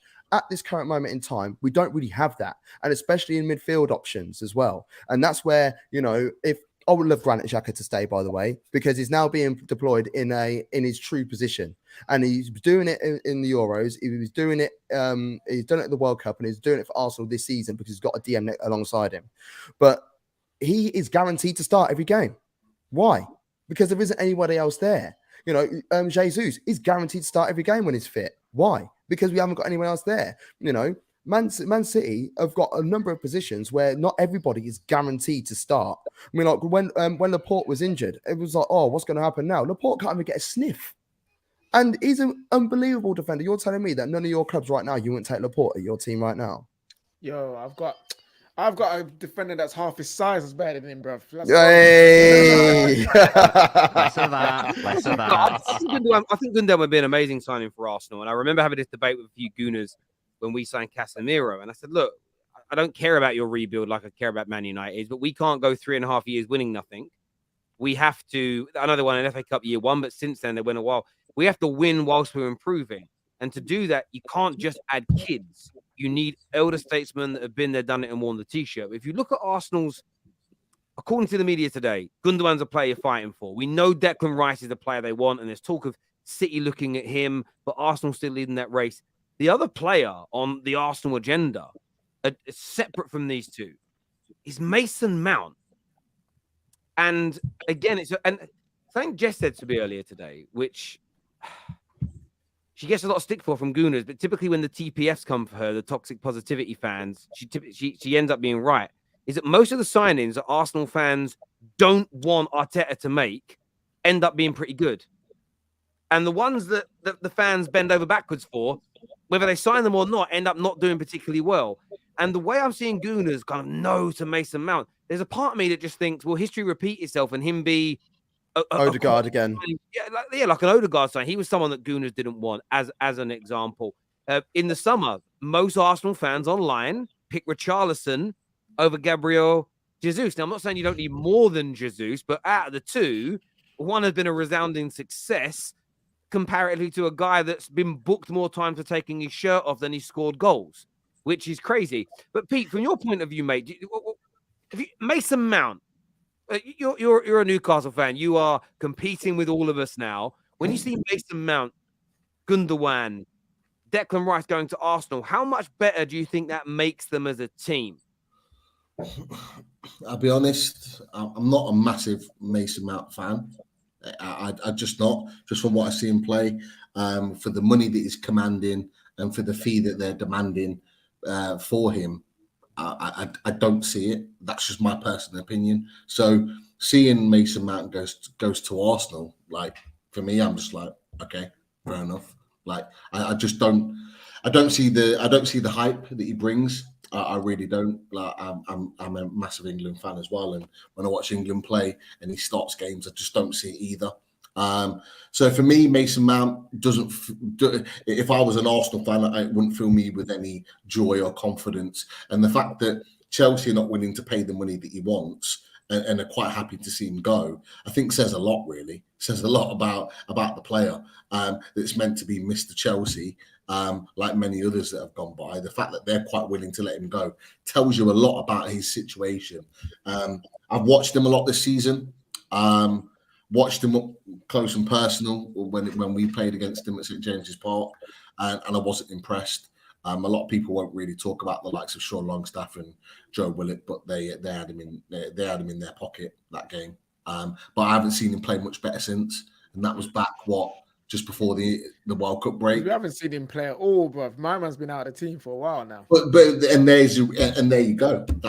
There's a clear reason why Chelsea have been awful this season, but the fact that they've not played him and put him on the bench and not even given him an opportunity in the team says that something's not right there. Something's not right.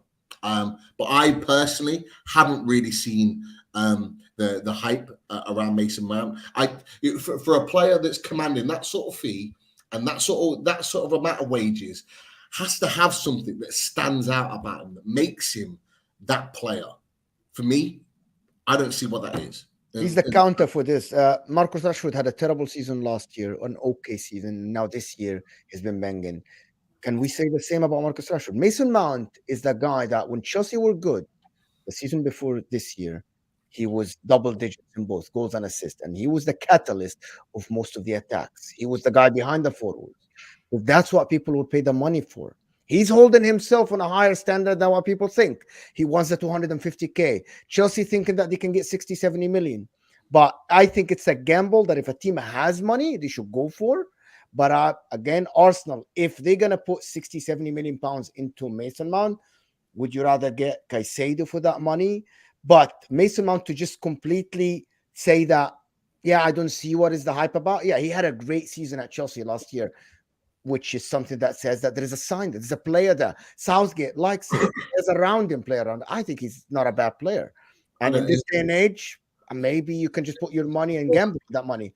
And you still have a lot of money. You will gamble on Madison as well. Look, you might see it as a gamble. I don't see it as a gamble for someone like Madison because you're getting him for, as well as reported, a hell of a lot less than what Mason Mount would cost.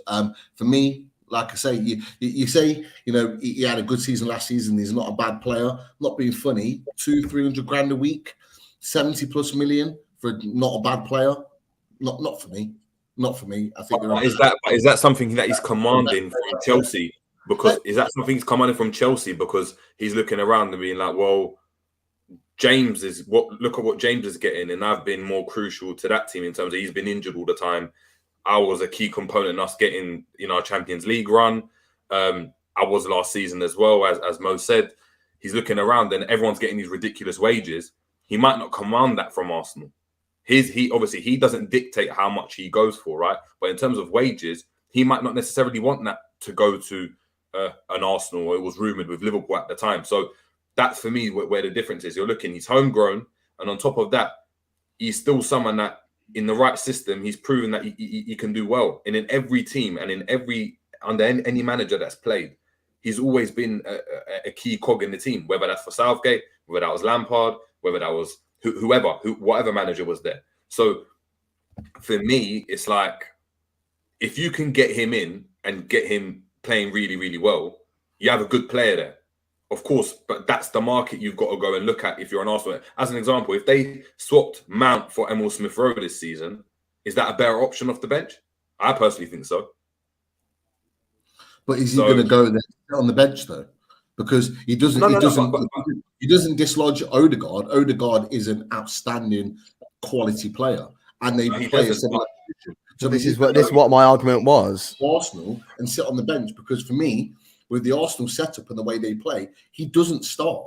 He doesn't start. Now, if he goes to Arsenal and sits on the bench and he goes there and he wants 250 grand a week and they pay that and he sits on the bench and plays here and there, fair enough. Pete, he trusts himself. I think Mason Mount is someone who trusts himself. He trusts himself to find for a place. And I think with Mount as well, we're forgetting that he's someone that can play off the left.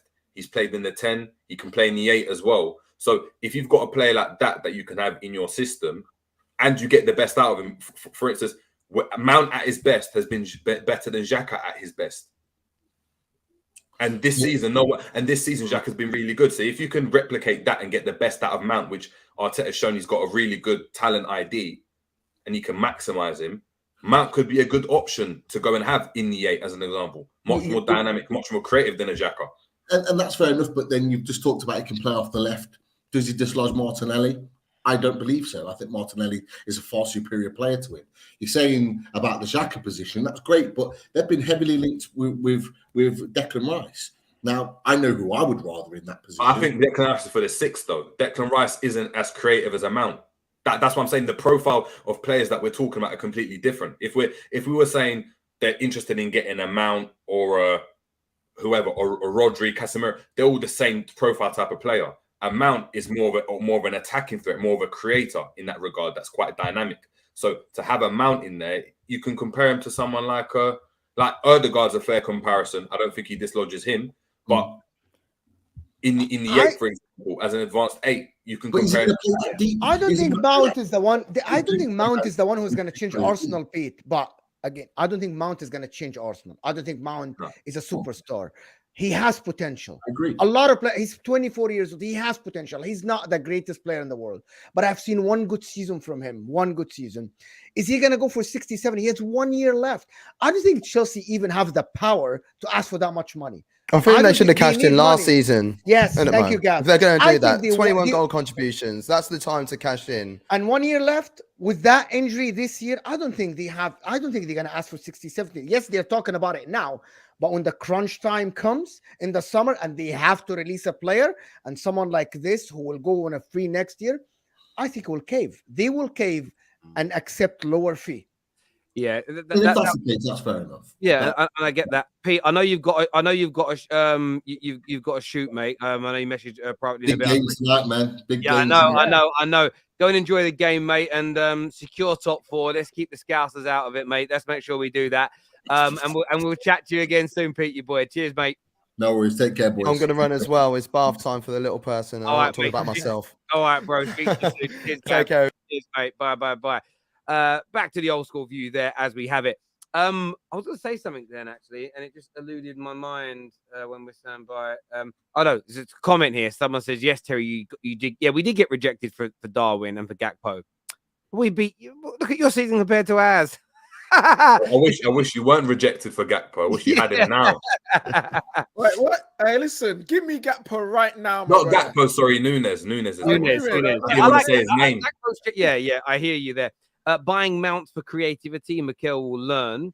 That was also followed by AJ Valentino that says Arteta's talent ID is so underrated. He identified Lisandro Martinez before most Premier League fans knew who he was. Mount would be good for Arsenal. What do you think of that, Brandon? Like, as a Gooner, linked, I mean, Rice and Gundogan, Caicedo, great links. But you got that little bit of Declan Rice, salt and pepper going on there, bro. You know what I'm saying? You're on mute, brother. You're muted. Yeah, Mason Mount would be the typical Arsenal signing. You know, he's not for me. Not for me, Tel. He's not. We need to be shopping in the top tier in this transfer window. in my opinion. You know, we've still got so much work that needs to be done to the squad. I don't believe that Mason Mount moves the needle that much for Arsenal. It'd command quite a high fee, maybe quite high wages. I think if you're sensible when you're Arsenal and you're looking at that type of player, obviously depends on what happens in the relegation fight, but maybe look at James Maddison. For me, James Maddison's the better option, being simply because he's more consistent. You know, he puts up the numbers. He's more consistent than Mason Mount. As my guy was saying a minute ago, you know, he's had one good season for Chelsea. So I'm not too keen on the Mason Mount idea. Gundogan, however, I would take, but it would be a massive risk. I'd take Gundogan. I'd take Gundogan purely and simply because if you look at our collapse this season, we lack leadership. Gundogan would offer that. He also offers the elite mentality as well. The reason why I say it would be a risk is because when you've been at the best team arguably in the world, in the country, whatever, what would be your reason for joining Arsenal? And we've seen this with, you know, ex-Chelsea players. Like we brought in Petr Cech, we brought in, you know, David Luiz, even Jorginho, you could say. And the hunger for me would be the risk. Like what hunger? I just don't think you'd see the same sort of levels as what he's given to Manchester City at Arsenal. It doesn't make much sense to me. I think, personally, I think he's going to end up going to either Barcelona or maybe even back to Germany. And I don't think that deal will happen. But if we was to get the Gundogan that is now at Manchester City and getting the same sort of performances from him as what he's getting at Manchester City, he'd be a top sign, 100%. Thank you very much, bro. We have a super chat here that says Kimmich is linked to Barca. A team up with Messi and Lewandowski could work. It could. Chombe here says, as a black man, if Mbappe joins La Liga instead of the Premier League after the president's comments, he deserves everything that comes his way. All black players should cut out La Liga. What my guy says there. That's a bit sus. I mean, I wouldn't personally agree that he deserves what comes his way. But well, I know what you're getting into, but yeah, don't deserve it. Big up, gents. Have you seen the video of the TikTok Arsenal fan crying about the Premier League rules aren't fair? He's been on your channel, Terry. I think it's time for an intervention. Sorry, yeah, intervention. The entitlement is shocking. What's your view on it, Bran? Well, the guy clearly doesn't get paid to think, does he? Let's be honest. Because I've never heard such a load of crap in my life. I really haven't. And this is no disrespect to Dowd either, because he's a nice guy. But I hope he's watching this. I've got a better idea, right? Dowd, if you're watching, I've got a better idea. How about don't bottle it with 8 games to go? How about hold your team accountable for their failures? How about that? You know, talking about changing rules and all this crap. Honest to God, sort yourself out. There we go. By the way, some breaking news. Juve have been given a 10-point deduction now. So, look at Mo smiling. Just looking at it now. I'm looking at the table. That means AC Milan currently in 5th. Will, unless Atalanta catch them with 2 games to go, it's most likely that AC Milan will now go into 4th, Lazio into 2nd, and Inter Milan into 3rd. And Juve will miss out on Champions League football. That does make a certain player probably available now, 100% in Vlahovic, because no Champions League. There is another news that Alexander Severin, the UEFA president, actually this is an Italian case. They are actually in talks in Italy that they will be banned from playing in Europe completely for 2 years, even if they catch up to the points. That's Vlahovic, baby. Well, he's an option. He's an option for people out there. But they're hitting Neymar to United. No, thank you. No, thank you. No, thank you. No, thank you. We need our players in February or whenever his sister's birthday is. We need players in that month. You know what I mean? He's over there patting bums and stuff. We don't need that. Great player though. Listen, top 4. A lot. We haven't seen Zayn for like 2 or 3 days. I hope he's well. Young Thomas with all that energy. Man literally had so much chest. Pamela Anderson and Jordan were getting jealous. Now man's got no, we're calling him two backer because he got no chest, two backs. What are you saying? Still think it could go wrong, JJ, for Manchester United, as you all predicted it would? It's done, man. It's done. Look, I hoped a couple weeks ago. I was saying, look, I think Wolves might be able to do something, and that was my hope speaking. But there's 2 games left. I think both teams just need a point. You have 2 games in hand on us as well. I mean, look, if both Newcastle and Man United bottle it again, that's, I don't know. There needs to be a serious inquest into both teams, because we're criticizing Arsenal for their kind of their season and how it panned out. You got to tribute these teams with the same. We got to paint them with the same brush, and we got to treat them the same. So yeah, I just feel it was too little, too late for Liverpool this run. We've won games, but on the whole, look, I think Liverpool haven't deserved to get Champions League this year. If we did, it would have been like a miracle. We haven't deserved it, and it's done. I mean, look, anything can happen in football, but it will be a calamitous bottle job from Newcastle and Man United if that's happened. I think this is the shake that you needed, right? I think this is, and I was looking at it this way, right? I'm not a Liverpool fan. I think this missing on Champions League is the shake that you needed. Someone needed to shake this club and tell them, wake up. It's not great. It's not all great because you make Champions League every year. You need to compete. You need to renew the squad. And I think this is the, you know what I mean? This is the hate that you needed to wake up and for Jurgen Klopp to start being more active, more finding players, replacing the squad, because this run of form, I think, blinded a lot of people. So people started saying, yeah, we're good, we're okay. With a couple of signings, we're okay. And I'm like, oh no, they need to miss out on Champions League to know it's not okay. They will need a lot of players, and a lot of things need to happen in the summer for this club.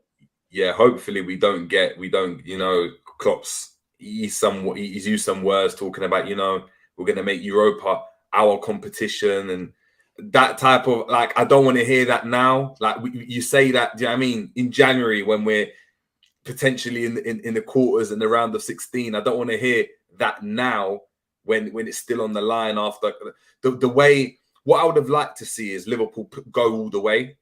And I think us kind of just dropping points to Villa at home, last game of the season, it's just a bit like, to be fair, I don't know if the Europa League's a big enough shake-up. I'm not sure. I think 8th would have been a shake-up. I think a lot of these players will look back, for me, and might be like, yeah, look what we managed to do. We still managed to get Europa, and they'll try to put a positive spin on it. So, yeah, I agree with the shake-up, though. I agree with that whole idea. I think, look, we don't deserve it. And I think it's a fair reflection on how our season's been, to be fair. Can I ask, if Manchester United bottle it and Liverpool end up finishing in the top 4, does anybody here think that that's a bigger bottle job than Arsenal bottling the league? Yes. 100%. From here, yes, of course. You need 1 point from 2 home games. 1 point. That means who have you got to play? We've got Chelsea and Fulham at home. That means we do not have to win. We do not have to win, and we can make top 4. If we don't make top 4, it is a huge bottle job, probably one of the biggest bottle jobs in flipping history. We want to talk about length of time in Arsenal on top of the league. The length of time Man United have been in the top 4 this season against what everyone thought it would do. We have to go get top 4. And I know Jerry's saying it's done. I'm saying it's not done until it's done, innit? Like, honestly, like at this, the way that this season's been going, I don't think it will happen. I don't think it will be done Thursday night. Man United will beat this Chelsea team. Chelsea have got nothing left. They are a broken team, and the only shock yesterday was City not scoring 3, 4, 5 goals past them. And I think that's because City, it was jelly and ice cream on title lifting day. It was a party. They weren't even playing. The commentators were trying to build it up before, which this is their job to do because Sky pay a lot of money. The players will be fighting for starting positions in the finals. Those starting lineups for the finals are already picked, barring injury. We all know who's going to be in them teams as an example. There'll be no galaxy brain in. This Man United team will beat this Chelsea team. And I don't even, unless something mad happens, like 2 early red cards to Man United, they do not have the togetherness, the tactics, the manager, the goal scorers. I very rarely do these outlandish predictions, but there is less than 1% chance Chelsea beat Manchester United on Thursday night. Beat us, because the point is done. I don't care about winning. Honestly, obviously I want to win, because if we win this game, if we win the next 2 games, Ten Hag would have beaten Ollie's 2 full seasons, and so that puts the Ollie comparisons to bed. That's what I want to see. But if you're telling me that we just need 1 point, I don't flipping care. I don't care if we win, we draw, just get that 1 point. Because I'm not gonna listen. People were coming for me on the weekend, rightly so, for not believing, blah blah blah blah. But the position that we was in, we've seen it time and time again. What I did not expect is that Liverpool draw.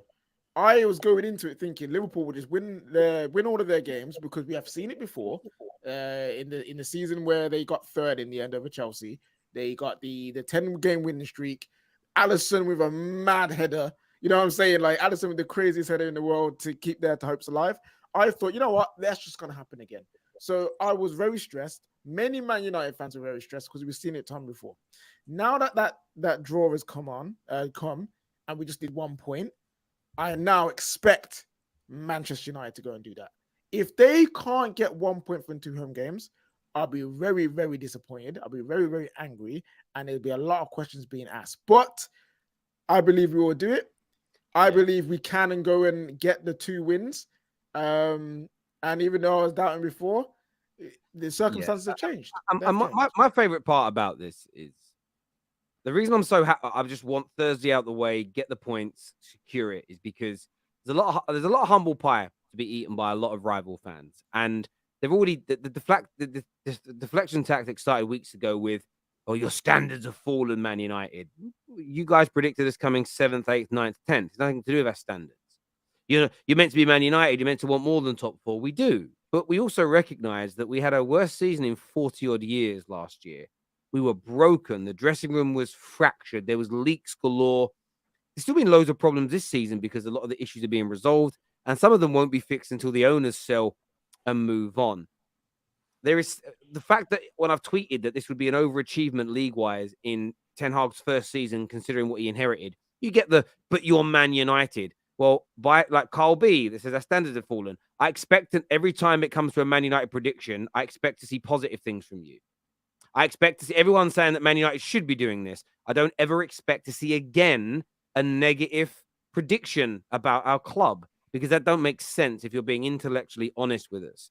So I just can't wait for it, because there've been a big shocks this season. Arsenal being in the title race, Newcastle making top 4 is sensational. But Man United winning a trophy, being in the FA Cup final and making it into the Champions League is as big a shock as any, because not a single, for me, I've seen one pundit. Somebody sent me for a pundit that predicted Man United in the top 4. People are using predictions from 3 years ago. They're taking a screenshot from the BBC from 3 years ago and go, no, loads of people predicted it. That is how desperate they are. And they hate it. They hate it that they have to put their hands up and say, fair play, I was wrong about Man United. And they Kyle B, you're lying. Kyle B, you are chatting was. That is cap. That is cap. No one in the chat was giving Man United a hope and prayer. I remember Cam coming on the show multiple times saying that United will get top 4. And fair play to him, but he's the only one saying he will get top 4. And the chat were laughing at him, calling him deluded, saying there's no way he's on about. So for you to sit there and say, well, United fans said that Ten Hag was really good, so we just believed them. So we, of course, so again, if everybody believed that, then it's we're going to do a lot more next season on the terrace about holding people account based on what they predicted, as opposed to, well, no, I went with what, if we've convinced you, then your prediction still should have been Man United top 4. You didn't. Now, look at this. Terry's double standards exposed again. Show me my double standards, bro. Show me where the double standard. I'm not saying I know what you're going to say. I already know what you're typing right now. But Terry, you said that the ultimate goal is winning trophies and winning the Premier. It is. I'm not. My thirst is not quenched through making it into the top 4. But it's a step. What Terry's saying is trust the process. I am saying trust the process, because there was no way we were going to go from where we were last year and 10 years of failure to being as good as this Man City team in 1 year. And as I rinsed Liga with the other day and it destroyed him, show me a team the size of Man United that's had a decade away from challenging, that's had its worst season in 40 years, that's had a new manager come in and gone straight in and won the Premier, whatever league they're in. It's never happened. I can't. No one. And if there's an example out there, it'll be rare. But how often? It doesn't happen. So you have to celebrate the stepping stones. Still demand we improve and demand the standards get higher. But you can be happy with progression. I stand by it. Say you can't be happy with progression. You were 13 points ahead. But we didn't bottle it. But we didn't bottle it. What does that matter? But this is the thing, though.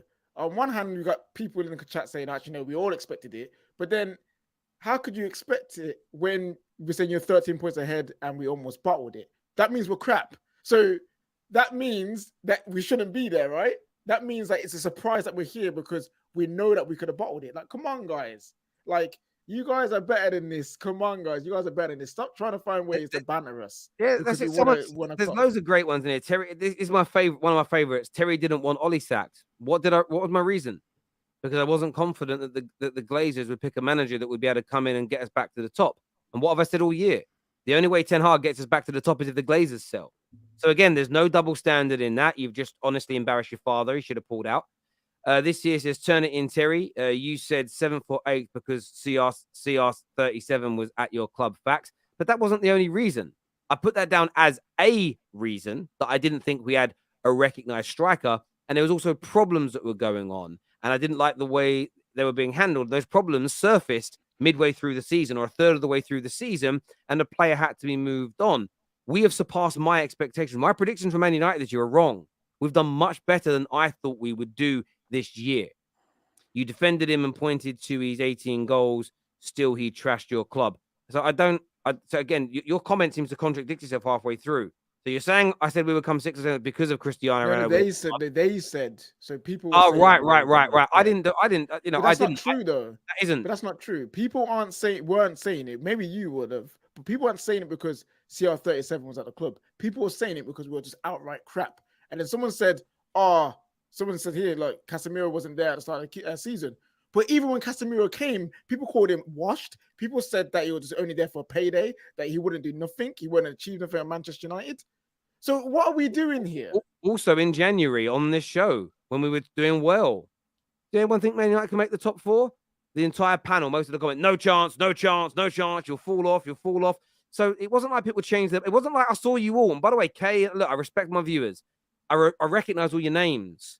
I don't remember any of you sitting there going, Tell, I think your team is going to prove us wrong. They look really good. We'll think you make top 4. None of you were saying it. So you can't backtrack now. The only thing for you to say is, like I did with my Arsenal prediction to win the league, hold my hands up, got it wrong. Why can none of you say you were wrong? What is it? Why can none of you admit that Man United have overachieved based on your prediction? Forget what Man United's overarching expectation should be based on your predictions, you, the football terrorist community. Why can't you just hold your hands up and say I was wrong? Man United are better than I expected. Why can't you do that?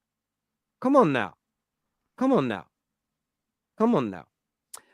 Terry in the mud where everyone's predictions Terry in the mud when everyone's predictions next year is 4 or 5 teams tied at first place since everyone's expected it.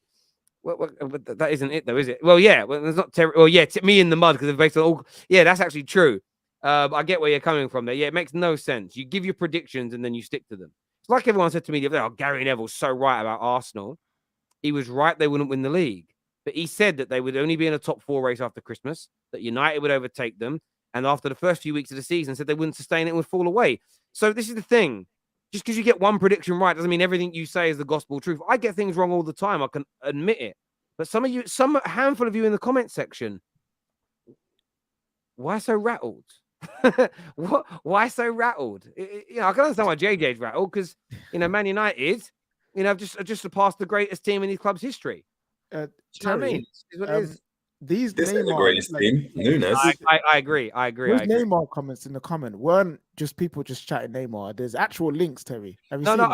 I know there's links. And again, people saying to me, Terry's a Brexit guy, doesn't want Neymar. No, I want a player that can play more than 20 league games in a season. He hasn't. I think he's not playing. Let's just go and look at it now. Neymar, it's on his Wikipedia page actually, and these are accurate. It's the best place to check how many games somebody's played since he's been at PSG. It's been a number of years, by the way. He's been there now. He's been there 1, 2, 3, 4, 5, 7 years. The most league games in the seasons he's played is 22, and his average since he's been there is 18 league games a season. Don't want him. Like anyone that no one should sign him. Imagine that for you're going to pay him £500,000 a week to play 18 games. It's crazy. Holy, I just you get checked. more output than you do from Sancho, to be fair. He played the most he started is 22 games in a season. Forget Terry checked the games he played. I just checked the games he started, and you're a superstar. He's averaging 16 to 17 games as a starter in the season. That's half the season. You're not starting the game. On that much money, you're not starting the games every week. It's a crazy bit. If we do it, I'll be really... Listen, we could do it and he turns out to play 30, 40 games for us.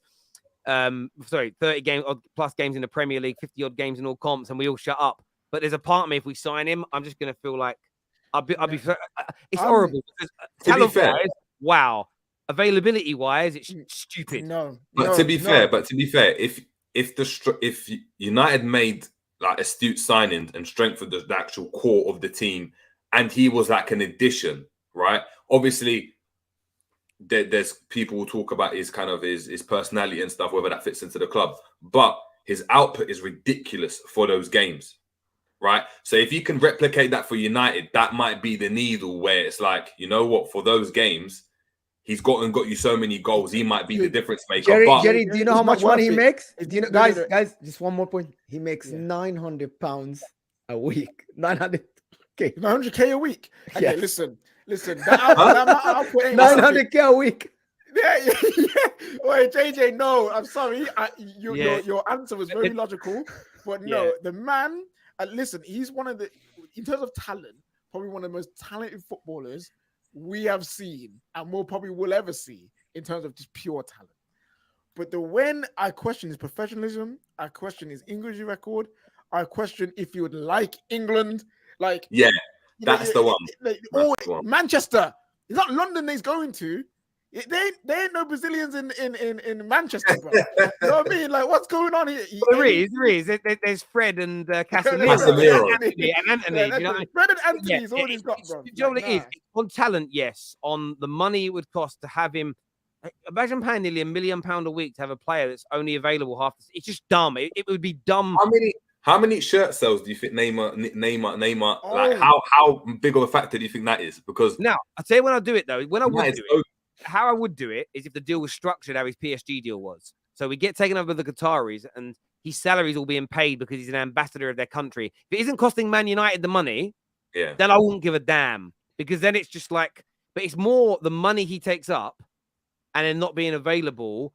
That's like 4 top-class players for his wages. But there we go. Listen, viewers, I want to say a big thank you to each and every one of you for tuning in. Even the ones that get a little bit of banter today, because you were wrong about United. Take that one on the chin. Nobbins, congratulations on winning the title again, mate. I'm really, really, really I put a lot of effort in this year. Thank you. I know. I hope you guys fail at the treble. Just letting you know. Well, you get comments that, Anthony, I'm sorry to be rude. I know it's not my money, but it's money we could use on more available players. I'm not saying it's too much money because of him. I'm saying that imagine he's not available and playing. But you could have used that 900 grand a week to sign 3 world-class players on 300 grand a week each. Come on, my friend. It's not about being my money or not. That's an illogical argument, my friend. Listen, boys, thank you all very much. Viewers, remember, check out NordVPN. You shouldn't be on the internet without protection. You just shouldn't. Get it done. Check it out now. Scan the QR code. Until next time, people, take care. Goodbye. God bless. And we'll be seeing you all again very, very soon.